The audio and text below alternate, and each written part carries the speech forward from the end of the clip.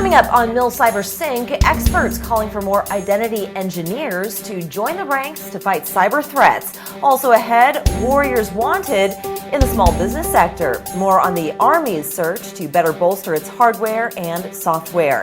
So get ready to get in sync with MilCyberSync. You're watching the MilCyberSync podcast with Nick Thomas and Layla Guland. Hello and welcome to the MilCyberSync podcast, reporting on the latest events happening in cyber news. I'm Layla Guland. Your host, Nick Thomas, is off today. And just a reminder, if you're listening to us on your favorite podcast app, make sure to like and subscribe. And if you're watching us on our YouTube channel, click on that notification bell for our latest posts. To get us started, don't forget to join us Saturday, August 13th, the DEFCON arcade party hosted by the Military Cyber Professionals Association is opening its doors to all DEFCON attendees.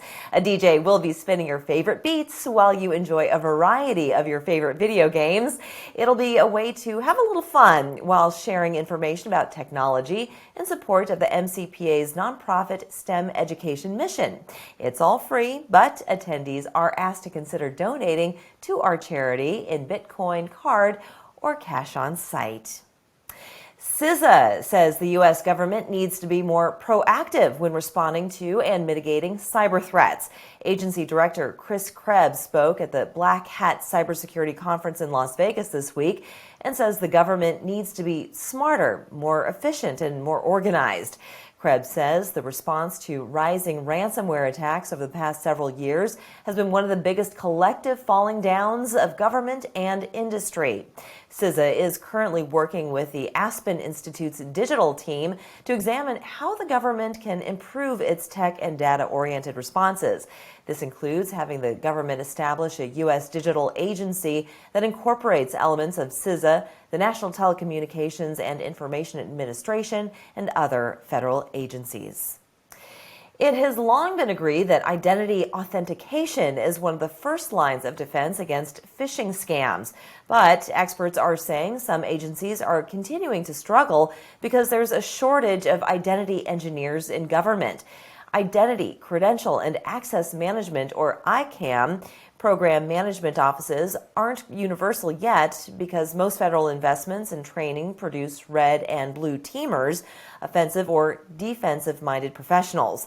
Finding such talent will be essential to moving agencies beyond the personal identity verification and common access card. The years 2023 through 25 should prove pivotal for MFA adoption, especially with planned NIST guidance on derived credentials and digital identity guidelines. Operation Cyber Dragon is a hands-on endeavor authorized by U.S. Fleet Cyber Command aimed at fixing virtual vulnerabilities, shoring up systems while fostering a new wave of cybersecurity expertise. Located near Fort Meade, the U.S. Navy is taking this tandem approach to cyber defense and talent development to better mitigate and fortify attack vectors and secure networks. In rooting out common, widespread digital weaknesses, Operation Cyber Dragon will target lax security settings, easily guessed credentials, unpatched software, and more. Cyber Dragon teams have thus far identified and remediated thousands of issues, everything from several high-profile exposures to default usernames and passwords and discovering data where it shouldn't be. Cyber Dragon kicked off in March, with the second phase of the program now underway. Meanwhile, the U.S. Army has been quietly experimenting with a strategy in an effort to better integrate each command's capabilities to create more complex and effective battlefield options. For several months, the Army has worked on linking its Special Operations Command, Space and Missile Defense Command, and its Cyber Command into a new triad concept. Operations included lethal options in the physical world paired with non-lethal options such as information warfare or cyber. The ending of the 20 years of war in the Middle East is making way for the military to better pivot and combat more capable adversaries in China and Russia, who are far more sophisticated than terrorist groups. Generals say they are looking for more experimentation venues as well as operational opportunities over the next year. Technological vulnerabilities could put the nation's emergency alert system at risk of exploitation. The FCC says emergency messages over TV, radio, and cable networks could be targeted through IP-based attacks. The FCC's warning comes after FEMA delivered an advisory earlier this month about a potential vulnerability in some of EAS encoder-decoder devices that are accessible over the internet and did not have up-to-date software. Federal law requires EAS participants to make sure their EAS equipment's monitoring and transmitting functions are available anytime the stations and systems are operating. Furthermore, failure to receive or transmit an EAS message because of equipment issues could cause an EAS participant to face enforcement. The Bureau also suggested EAS participants install manufacturer software security patches as soon as they are available, change default passwords, and continuously monitor equipment and software. Members of the Oklahoma National Guard's Defensive Cyber Operations Element brought home a big win at this year's Net Wars competition. The two-day computer hacking competition at Camp Robinson, Arkansas, is a digital capture the flag held during the National Guard's annual Cyber Shield exercise. Cyber Shield is the Department of Defense's largest unclassified cyber defense exercise, involving approximately 800 National Guard cyber specialists, that is, as well as law enforcement, legal, government, and corporate partners from across the country.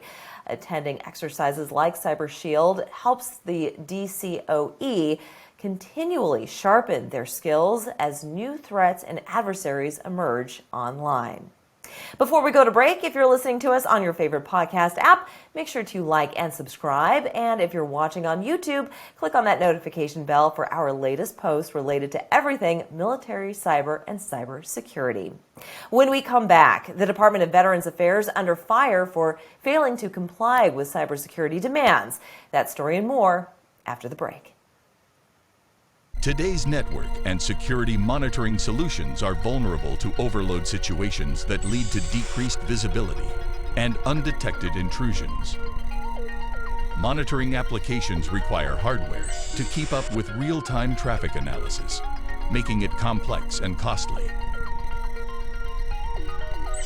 Your security monitoring solutions may be unable to keep up during cyber attacks or traffic spikes, making intrusion more likely. A new approach is needed to increase network protection and visibility. Axellio simplifies and streamlines your network monitoring for critical security, network, and application analysis. Learn more at axellio.com. Welcome back. A cybersecurity advisory was issued this week detailing the top malware strains observed last year. CISA, along with the Australian Cybersecurity Centre, say the top malware in 2021 included remote access Trojans, banking Trojans, information stealers, and ransomware. Top malware strains included Agent Tesla, Formbook, Mouse Island, and TrickBot, among others. The latter used to create botnets for use in ransomware attacks. Meanwhile, Formbook and Agent Tesla were used to conduct mass phishing campaigns that used COVID-19 themes to steal personal information and business or individual credentials. The government agencies urged organizations to promptly apply patches to system and update software, implement user training, and utilizing multi-factor authentication. The Department of Homeland Security has issued a solicitation for companies to provide crowdsourced vulnerability assessment services. It's all part of their Hack DHS Bug Bounty program. The request for proposals says that the contract will be used to conduct crowdsourced vulnerability discovery and disclosure activities across the full range of networks, systems, and information, including web applications, software, and other technologies. The agency announced in April that it has completed the first phase of its Bug Bounty program, in which 450 vetted security researchers identified 122 vulnerabilities. Under the second phase of the program, researchers and ethical hackers will participate in live hacking events, while the third and final phase will allow DHS to identify and review the lessons learned from the program, as well as plan for additional bug bounty initiatives. This year's annual Cyber Summit, hosted by U.S. Army Europe and Africa, was held in Wiesbaden, Germany. It brought together more than 150 cybersecurity professionals from a wide variety of backgrounds for an opportunity to network, discuss challenges, and work towards solutions. The two-day summit highlighted the importance of collaboration and training with other nations and industry professionals in the realm of cybersecurity in a constantly developing and changing landscape. The Cyber Summit gives the U.S. and other countries a chance to share experiences, policies, and best practices, and allows other countries to build their own cybersecurity practices. A new report shows the Department of Veterans Affairs has failed to comply with policies directing identity, credential, and access management systems. A lack of cooperation between the offices tasked with their oversight is to blame. The Inspector General says that without an adequate governance structure, the VA risks restricting information from users who need it to perform their job functions and leaving information vulnerable to improper use. In addition to internal confusion and outdated guidance, the report says the VA failed to meet 3 of the 4 governance requirements. The report also found that the VA failed to update its own directives and accompanying handbooks due to changes in the agency's credentialing process. The VA agreed with the IG report findings and submitted corrective action plans. A small business has been called to supply tech to the Army that can support and integrate several technologies through hardware and software. It's called GS Twix, the Ground Soldier Technology Workflow, Integration, and Experience, and includes everything from sensors to 5G and augmented reality headsets. The effort aims to optimize the ground soldier's ability to shoot, move, and communicate. The Army first revealed its intentions earlier this year with a request for information that highlighted 6 elements, including tech that can optimize sensor data, communications like the NET, Warrior program, and other ground-based systems needed for displaying information collected by sensors or other means. Other task elements focused on improving the survivability of these systems if exposed to chemical, biological, or nuclear attacks, and the tactical implications of using 5G. The Army plans to submit the system's final test reports to Congress by early fall. Submissions for the proposal are due by August 22nd. And finally today, a new member of the Army OCIO team has been introduced during this week's Workforce Wednesday. Brigadier Jan Norris is the new Director of Cybersecurity and Chief Information Security Officer. In his new position, Brigadier Norris will supervise the creation of policies that will secure U.S. Army data and information, no matter where it may be located, in accordance with United States Department of Defense directives. Additionally, he will represent the Army's position on proposals put forth by the Office of the Joint Staff, the Secretary of Defense, and other high-level forums. And if you're in the car listening and would rather watch, be sure to check us out on your YouTube channel. Find us at Military Cyber Professionals Association or MilCyber.org for all our content related to all things military cyber and cyber security. And be sure to like and subscribe and click on that notification bell for our latest posts.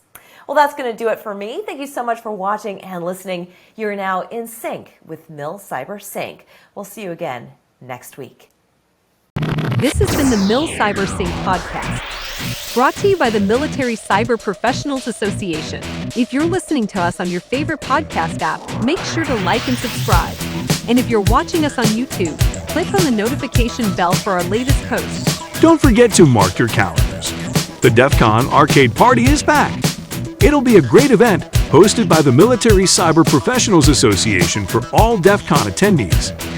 Your favorite video games, including a custom-built 16-player LED foosball table, will be on tap, plus a DJ pumping out some great tunes. And it's all free, no quarters required. But please consider donating to our charity in Bitcoin, credit card, or cash on site. Visit arcadeparty.org for more details.